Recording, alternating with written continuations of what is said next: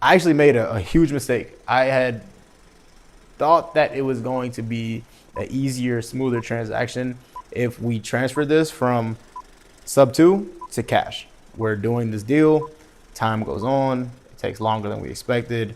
Next thing we know, the market starts to tank. The offer that we accepted ended up being, we back at the dog pound for another video, baby. Welcome back, welcome back. Today, I have a story about my first fix and flip. This was a virtual fix and flip where we netted triple digits. Real quick, before we get started, comment below, what do you think that number was? What do you think I made on this flip? Let me know. This is another lead that came from JV. It came from social media. So guys, you remember, you do not need any money to get leads. You just need to have a presence in the community, right? Solve problems, help people out. So this lead, somebody reached out to me and said, hey, Daryl, this is a property that I think would work for creative finance. I don't know how to close it. I know you're a creative finance sniper. Can you close it for me? I said, of course. They filled it. They reached out to me. They filled out the link, jvwithdaryl.com. It came to me. My lead manager set up a call for me. I ended up calling the seller. It took me a week to get him under contract. Now, we got him under contract. So his problem originally, this was a very sticky situation, right? So this was a pre-foreclosure. Two, it was a probate. So this was a house that was passed down to him from his mother. His mother passed away. She passed passed the house down to him. Not only did she pass down the house, but she also passed down debt on the house that debt has not been paid in months. So this guy has a house that is just got passed down to him. It hasn't gone through the probate process yet, and now it's also facing foreclosure. So I don't know if you guys know, but one thing that you need to do before you stop a pre-foreclosure is you need to go through probate. So the house is actually in the seller's name. So that's what we had to do. And one thing about both of those processes, they take a pretty long time, right? So this took us about 2 or 3 months just to take the property through probate and stop the auction. Took a lot of money, probably paid about $10,000 to the attorney and another 6 to 7 to stop the auction. And this is all before I even got to own the property. So we ended up taking this through probate. Now, originally, this deal was supposed to be a creative finance deal. It was supposed to be a short-term sub two. We were gonna do the flip. I was gonna sell this property to Opendoor. I had already got an offer from Opendoor that was triple digits over what I had the property under contract for. So this was taking account for the repair costs, the closing costs, everything, right? I was supposed to make 6 figures on this flip.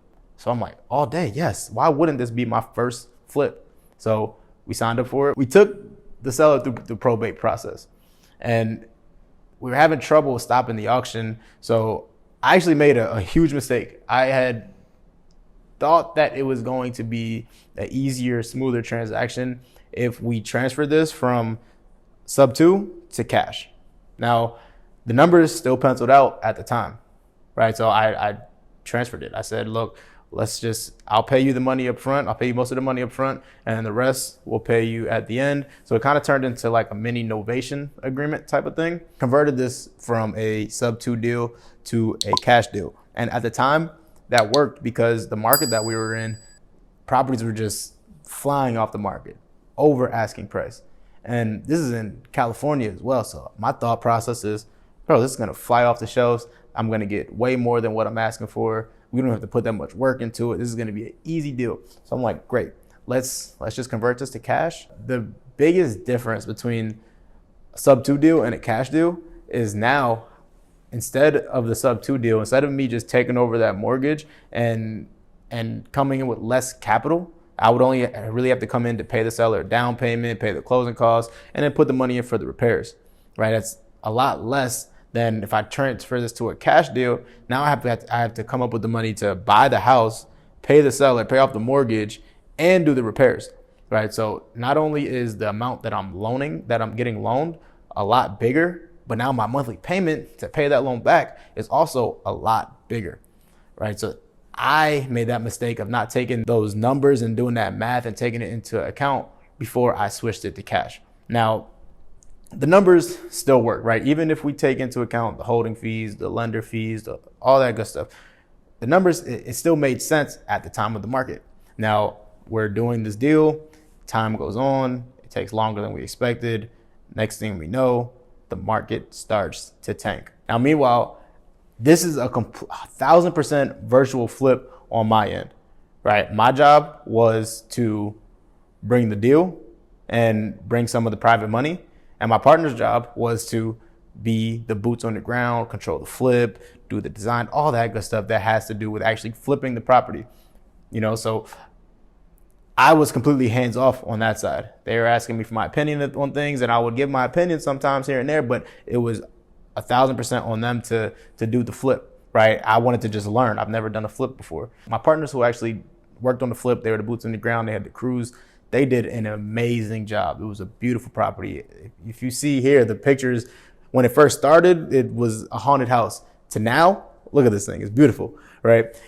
They did a beautiful job. So I'm like, oh my goodness, we're going to knock this out of the park. Little did I know, the market had other plans for us. Now, we had this on the market, we put it on the market, listed it. I'm still hopeful, right? Like my partners, they're coming up to me and they're like, man, I don't know, the market's kind of slowing down, they're scared. And me, I'm extremely half glass full type of a guy, right? I'm extremely optimistic at all times. And I'm like, look, I don't know what's gonna happen, but I know, first of all, we learned a lot. And second of all, God's with us. So we're gonna make this happen regardless. We're gonna win, right?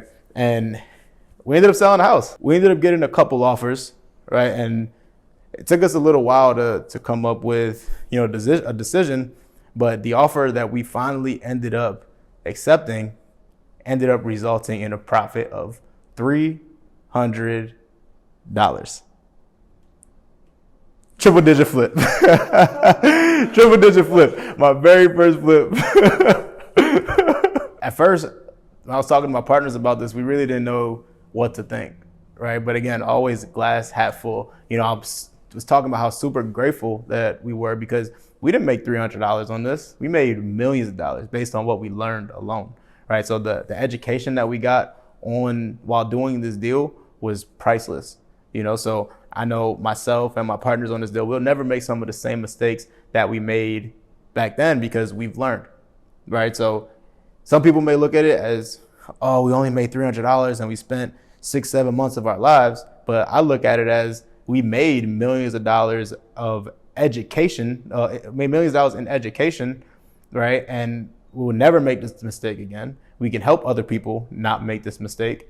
And on top of that, our private lenders got a great return. Our private lenders were happy with their money, with what they got paid on this deal, And that's all that matters, right? If your lenders get paid, if you learn something and you don't lose money, then I was happy, right? Because I know plenty of people who have lost money, especially in this market, have lost tens, 20s, hundreds of thousands of dollars on flips because they ran their numbers right originally and the market took a shit on them. Now, if you don't want to get shit on by this market, you need to learn how to sell better. You need to learn how to get better discounts. And the way that we do that is we role play every single freaking day in the Dog Pound Discord. If you're not in there yet, you're just sleeping and everybody's getting better than you that's in there. Sorry, not sorry. Join the link, hit the link below. I'll see you in there. They tryna talk, they not in a room. I've been so real, I'm dead to the tomb.